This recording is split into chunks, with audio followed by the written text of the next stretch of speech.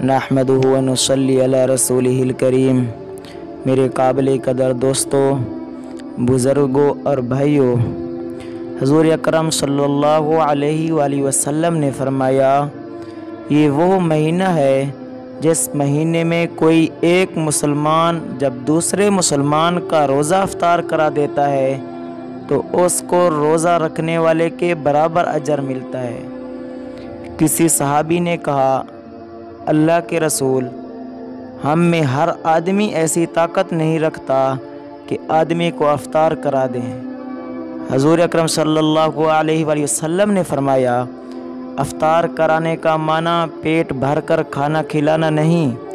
ایک کھجور سے آپ نے روزہ افطار کرا دیا، پانی کے ایک گھونٹ سے روزہ افطار کرا دیا، اپنے گھر میں کچھ کھانا پکایا ہے، آپ نے مسافروں کے پاس، غرباء کے پاس مسجد میں کوئی چیز بھیج دی ہے، وہاں اگر کسی نے افطار کر لیا ہے، خواہ ایک کھجور سے کیوں نہ ہو، روزہ رکھنے والے کے برابر اجر ملے گا۔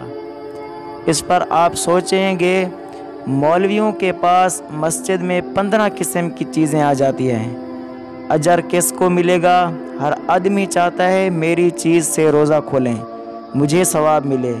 مسئلہ ذہن میں رکھیں، افطاری کی مجلس میں جتنی چیزیں وہاں پر ہیں، اس وقت جس چیز سے جس آدمی نے کھائی ہے، جتنی دیر تک وہاں بیٹھے رہے ہیں، وہ افطاری کی مجلس ہے، اور اس مجلس میں جتنے آدمیوں نے جو کچھ کھایا ہے، یہ پہلا افطاری کرانے کا اجر ہے۔